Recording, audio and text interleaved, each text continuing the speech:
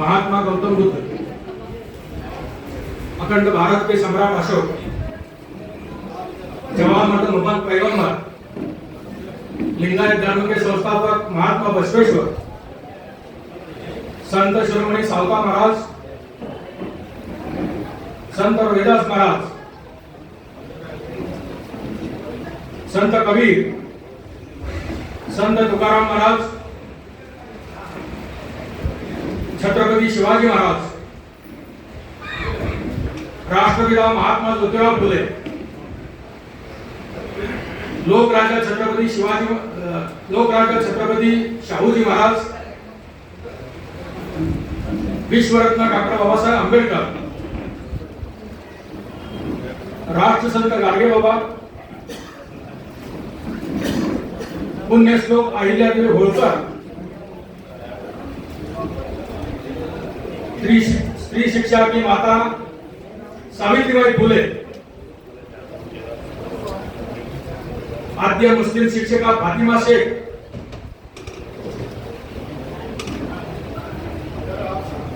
रामजी महाजन, हमारे समाज के नेता लखीराम जी कावरे, पीएन अंबेडकर साहब,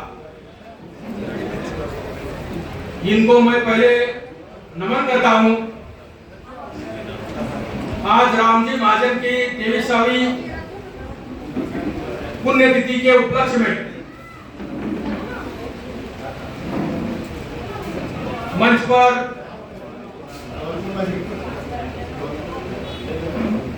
सब अतिथिगण और फुले प्रेमी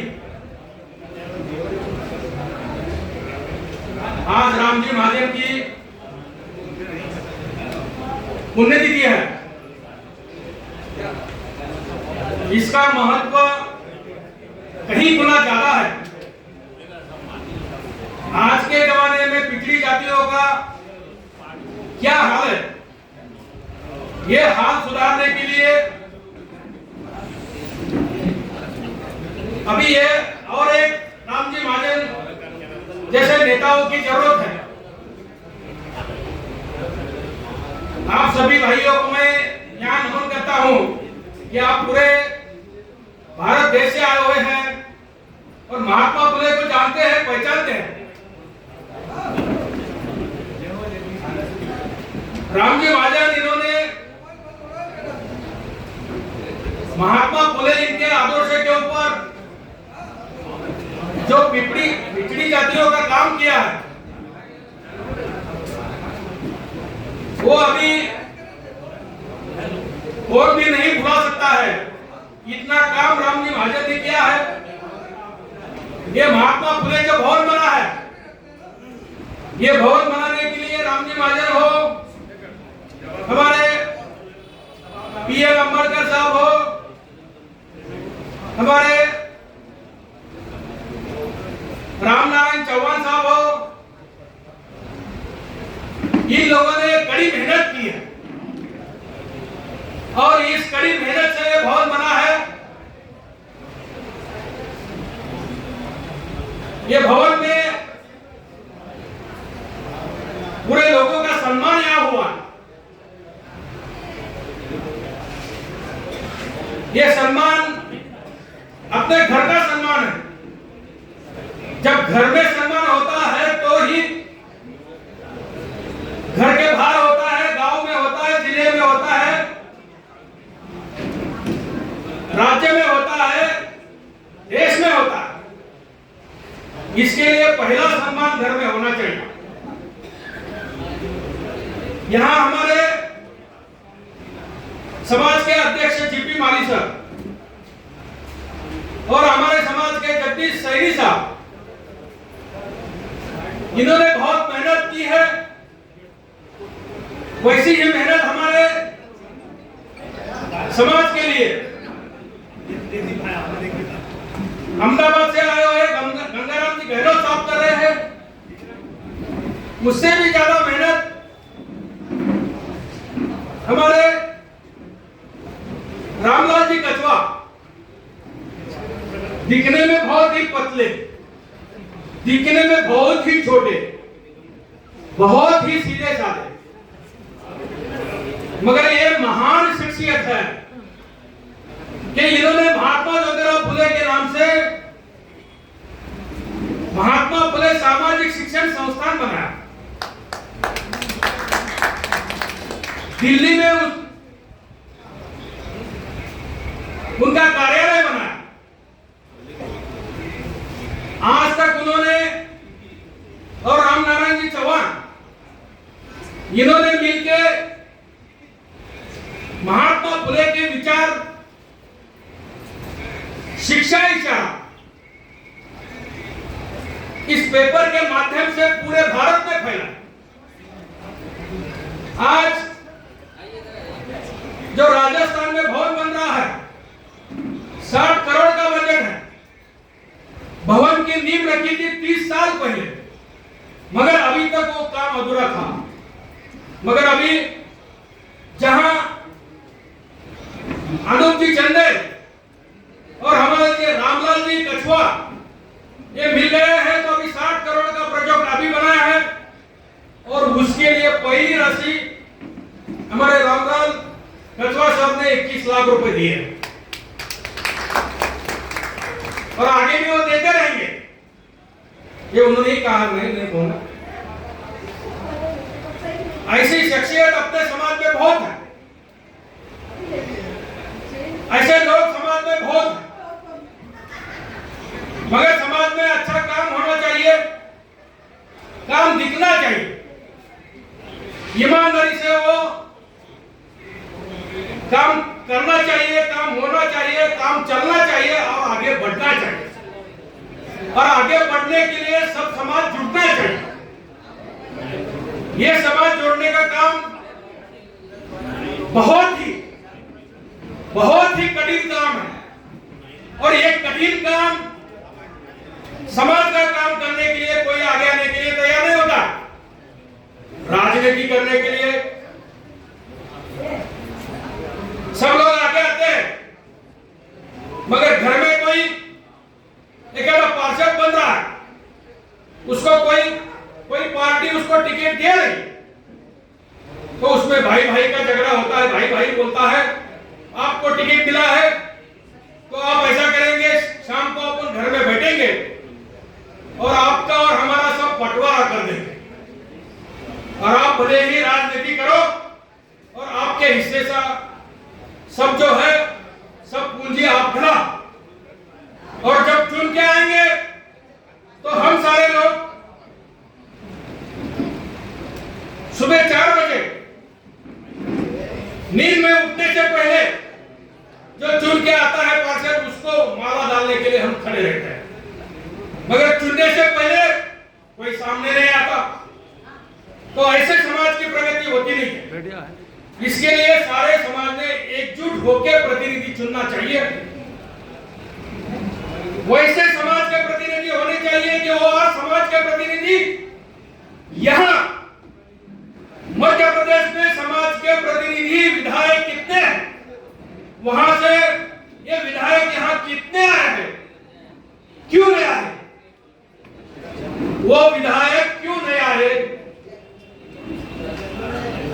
जिसके लिए मेरा जनाजा निकला, जिसके लिए मेरा जनाजा निकला, मेरे जनाजे में वो नहीं आए। मेरी नैया जहां डूबी, मेरी नैया जहां डूबी वहां पानी कम था, वहां पानी कम था। हमें तो लूट लिया अपनों ने, हमें तो लूट लिया अपनों ने, गैरों में कहां दम था। हमें तो लूट लिया अपनों ने, गैरों में कहां दम था। हमारे जो विधायक, हमारे जो पार्षद हैं, वो सारे हमारे समाज के कार्यकर्ताओं में से अगर चुन के आएंगे तो ये स्टेज भर जाएगा, ये हॉल भर जाएगा। यहां आपको पांव रखने के लिए जगह नहीं, आपको खुले मैदान में कार्यक्रम लेना होगा। इसके लिए जो भी विधायक बनेंगे, जो भी पार्षद बनेंगे, जो भी नेता बनेंगे, वो समाज कार्यकर्ताओं में से बनेंगे। तो ही समाज की प्रगति हो सकती है, तो ही समाज का नाम ऊंचा हो सकता है। नहीं तो हम कहेंगे हमारा पार्षद आ गया, हमारा विधायक आ गया, हमारा मंत्री आ गया, सब मंत्री हो गए, मगर हमारे लिए नहीं हो। वो तो उनके पार्टी के लिए होते हैं, क्योंकि उनको पार्टी का टिकट मिलता है, पार्टी से वो चुन के आते हैं और वो पार्टी का एजेंडा चलाना ही पड़ता है।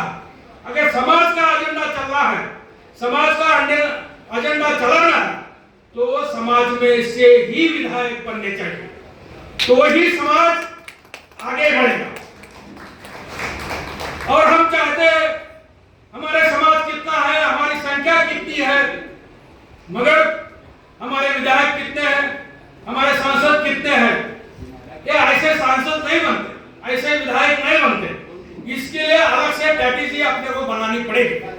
इसके लिए सारा समाज इकट्ठा होना चाहिए और इस समाज में सोचना चाहिए कि पहले समाज इकट्ठा होना चाहिए, उसमें समाज में महात्मा फुले शाहू अम्बेडकर के विचार उसमें आने चाहिए।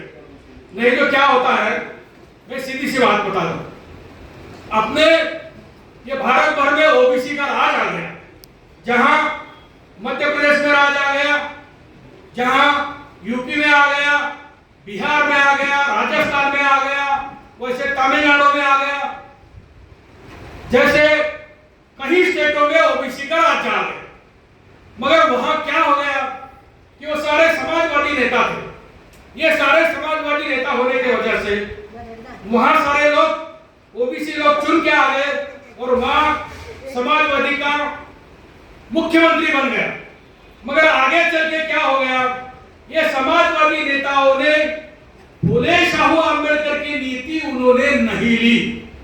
इसके वजह से अपने घर में जो 33 करोड़ देवता थे वो घर में वैसे के वैसे रहे और वहां घुस घुस के आरएसएस के लोगों ने वहां हमारे देवता के लिए, हमारी जो औरतें हैं, भाई बहन है, माता जी है, उनको बुला के हर एक दिन एक लक्ष्मी का दिन आता है, एक दिन इसका आता है, एक दिन उसका आता है, ऐसे 7 दिन के साथ उपवास रखने के लिए बोला और उसमें हमारे प्रगति का कोई मार्ग बताया नहीं।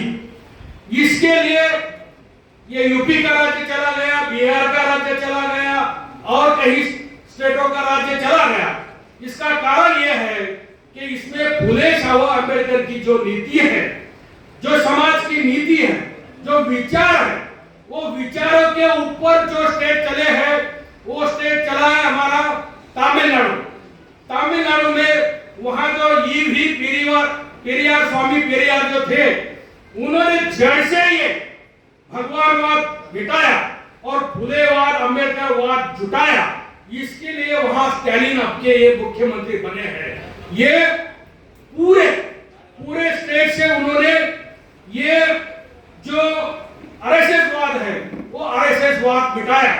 उसमें फुलेवाद, विद्यावाद, सारे ओबीसी के लोग वहां चुन के आते हैं और अभी तक वहां से सारी पार्टियां खत्म होगी। सारी पार्टियां मतलब जो बड़ी पार्टियां है उसमें से कांग्रेस खत्म होगी, बीजेपी खत्म होगी, उसको एंट्री भी नहीं है। मगर वहां स्टैलिन चुन के आता है, वहां उसकी दूसरी पार्टी चुन के आते हैं, मगर ओबीसी का ही मुख्यमंत्री बनता है। ये नीति ओबीसी 52% है। 52% जो है 1931 में जो जनगणना हुई, जातिगत जनगणना हुई, उसमें 52% था और उसमें अपना अभी देश स्वतंत्र बन गया, 75 साल हो गए। उसमें इस सरकार ने ओबीसी में और कई धर्म के लोग उसमें आए हैं। उसमें मुस्लिम आ गए हैं, क्रिश्चियन आ गए, जैन आ गए, बौद्ध आ गए। ये सारे ओबीसी आने की वजह से संख्या बढ़ गई है और भारत स्वतंत्र होने से पहले यहाँ पूरा अखंड भारत था। उस टाइम हमारी संख्या 52% थी। उसके बाद में जो भारत का बंटवारा हुआ, पाकिस्तान बना या हमारा बांग्लादेश बना, पूर्व पाकिस्तान, उसमें 20% जो है अपनी इंडिया की लोक संख्या पाकिस्तान में चली गई। उसमें सारे मुस्लिम चले गए और मुस्लिम चले गए इसके लिए 80% लोग जो है ये भारत में बचे रहे। वो जो 1931 की जनगणना थी उसमें मुस्लिम ओबीसी नहीं था, सिर्फ हिंदू ही ओबीसी थे, उसमें 52% हम थे। तो 80% अब बचने के बाद जो 52% होता है वो 63% होता है, और 63% होने के बाद वो समाज जो है अभी 63% भारत में ओबीसी समाज है। यहां भारत सरकार ने स्वतंत्र होने के बाद हमारी जानवरों की गिनती कर दी। यहां वाघ कितने हैं, सिंह कितने हैं, हरिण कितने हैं, डुक्कर कितने हैं, सुअर कितने हैं, गधे कितने हैं, घोड़े कितने हैं, इनकी जानकारी इनके पास है। गाय कितने हैं, बैल कितने हैं, मगर हमारे ओबीसी की जानकारी नहीं है और नहीं चाहते। इसके लिए आज का ये मिशन एक ही है, वो मिशन आपका होना चाहिए जातिगत जनगणना। और जातिगत जनगणना जब तक नहीं होती तब तक आपकी प्रगति नहीं होगी। इसके लिए अभी जो भी पार्टी है, यहाँ जो भी पार्टी हमारे ओबीसी समाज की जातिगत जनगणना करने के लिए विरोध करेगी, उसके लिए हमारा ओबीसी समाज पूरे भारत में जो पार्टी उसका विरोध करेगी उसको मतदान नहीं करेगा, बिल्कुल नहीं करेगा। जो पार्टी हमारी जनगणना करेगी, जहां केंद्र में सत्ता बीजेपी के है, अगर उन्होंने किया है तो हम उनके साथ हैं। अगर उन्होंने हमारी जातिगत जनगणना नहीं की तो उनके साथ आगे हम मतदान नहीं करेंगे और उनको उनका रास्ता दिखाई देंगे। ये काम अगर करेंगे तो ही ओबीसी का भला है, नहीं तो ओबीसी अब खतरे में है। ओबीसी की जनगणना नहीं होने की वजह से यहाँ 27% का आरक्षण जो है 10-12% मिल रहा है, वो भी आगे चल के खत्म हो जाएगा और अपनी अगली जो पीढ़ी है हमको माफ करने वाली नहीं है। इसके लिए मैं एक ही कहता हूँ, ज्यादा अभी बोलने का समय नहीं, मैं ज्यादा अभी बोलने का काम नहीं करूंगा, एक ही काम करूंगा। आगे अपना एक ही मकसद होना चाहिए। अब इस कार्यक्रम में एक ही ठहराव होना चाहिए कि हमारी सारे समाज की, जैसे ओबीसी की नहीं है, सारे समाज के, आगरी जाति, पिछड़ी जाति, निचली जाति, एससी, एसटी, एनटी, ओबीसी, सारे समाज की जातिगत जनगणना होनी चाहिए और जिसकी जितनी संख्या भारी उसकी उतनी भागीदारी। इस नियम से हमको आरक्षण देना चाहिए। ग्राम पंचायत से लेकर संसद तक आरक्षण देना चाहिए, सारे नौकरी में आरक्षण देना चाहिए, सारी जगहों में हमको आरक्षण मिलना चाहिए। ये ही हमारा नारा होना चाहिए। इतना ही ये कहता हूँ, ये हमारे डॉक्टर बाबा साहब अम्बेडकर का कहना था, महात्मा ज्योतिराव फुले का कहना था और शाहू महाराज का कहना था। इसके लिए हम उनके वंशज अगर है तो आगे ये बात बढ़नी चाहिए और जाति निहाय जनगणना होने का जो काम है वो गांव तक ओबीसी का नारा लेके अब चलना चाहिए। इतना ही मैं कहता हूँ और पुनः एक बार मैं पीए रामबरकाल साहब, लक्कीराम जी कावरे साहब और हमारे जो आज के जिनकी 23वीं स्मृति दिन है, राम जी महाजन, इनको पुनः एक बार नमन करता हूँ और रुक जाता हूँ। जय ज्योति, जय क्रांति, जय भीम, जय भारत, जय सबसे शोधक। धन्यवाद।